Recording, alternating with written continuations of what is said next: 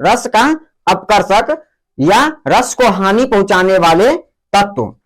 9 रस है ना, वैसे 8 रस है, 9वां रस एक ठो शांत को स्वीकार किया गया था, इसलिए आकर के जो 9 ठो रस है, इसमें जो इस रस जो आनंदित करने वाला होता है, जो जिसको हानि पहुंचाने का कार्य करे, उसी को दोष कहते हैं, है ना।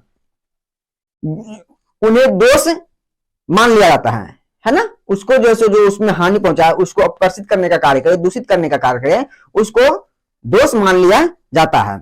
और जो दोष आकर रस को भंग करते हैं, तो उनमें काव्य क्या होता है, समाप्त हो जाएगा। जो दोष आकर के रस को भंग करे तो काव्य की समाप्त हो जाएगा, किसी को आनंद आएगा नहीं। अगर मंच पे नाटक होने के लिए मंच का नाटक का पात्र खड़े हैं, वहां पर जाकर कोई मारपीट कर ले तो क्या आनंद आएगा? अब बना बनाया सब क्या हो जाएगा, बिगड़ जाएगा, सब अलग ही दूषित हो जाएगा वातावरण। तो वही बात हुआ कि जो रस है, जो आनंद करने वाला है, उसमें विघ्न बाधा उत्पन्न करने वाला जो हो, बाधित करने वाला जो हो, उसकी सुंदरता को घटाने वाला जो हो, वही तो दोष है ना। तो वही कहा रसापकर्षका दोषहा, कहा कि इसको जो है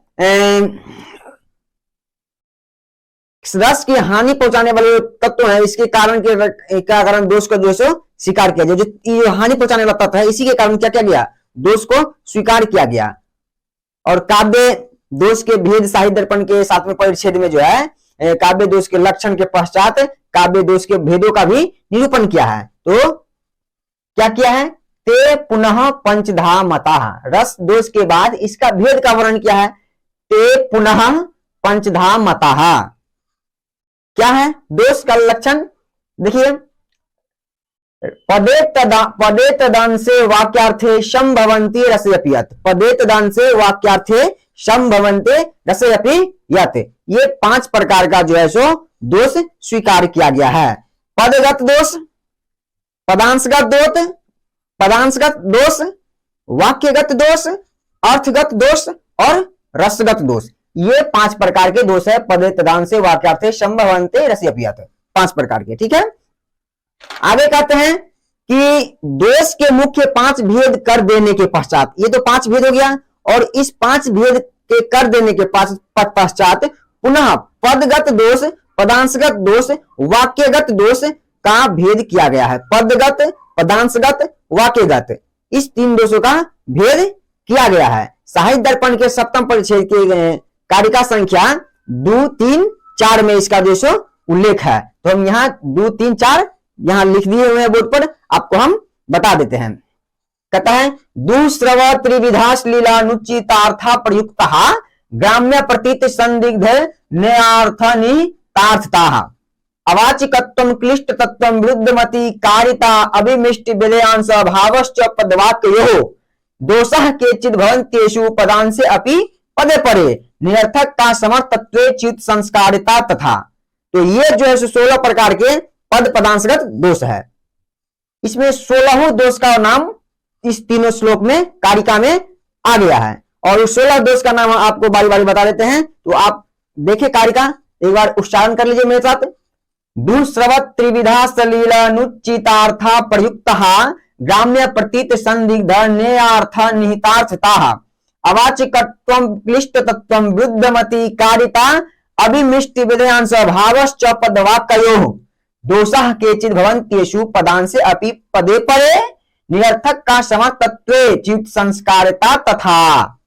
तो ये 16 प्रकार की पद पदांशगत दोष है। जो पहला है दुश्रवता, फिर है त्रिविधाश्लीला, तीसरा है अनुचितार्था, अप्रयुक्तता, ग्राम्यता, अप्रतीतता, संदिग्धता, न्यार्थता, निहितार्थता, अवाचिकत्वं, क्लिष्टतत्वं, विरुद्धमतिकारिता, अभिमिष्ट वेदांश भावः, निरर्थकत्वं, असमर्थत्वं और चित्त संस्कारिता। ये 16 प्रकार के पद पदांशगत दोष हुआ। इसी प्रकार वाक्यगत दोष भी होते हैं। तो वाक्यगत दोष 13 को होते हैं, 13 प्रकार के। 16 प्रकार के पद पदांशगत दोष हुए और वाक्यगत दोष जो है सो 13 प्रकार के हुए हैं, जिसमें नीचे वाला जो 3 दोष है कौन कौन सा, निरर्थकत्वम, असमर्थत्वम और चित्त संस्कारिता, इसको छोड़ करके बाकी जो है सब 13 वाक्यगत दोष में आता है। क्या क्या आता है? दुश्रवता, त्रिविधाश्लीला, अनुचितार्थता, अप्रतिपता, ग्राम्यता, अप्रतीकता, संदिग्धता, न्यार्थता, निहितार्थता, अवाच्यकत्वम, क्लिष्टतत्वम, विरुद्धमतिकारिता, अभिमिष्ट विधांश भाव, ये 13 दोष वाक्यगत हुए, है ना। तो 16 गो दोष हो गया आपको पद पदांशगत और 13 गो दोष हो गया वाक्यगत दोष। तो ये था दोष का प्रकरण, ठीक है। अब इस 16 दोष का, इस 13 दोष का जो सो बारी बारी से इसका लक्षण और उदाहरण समझने का हम लोग प्रयास करते हैं, ठीक है।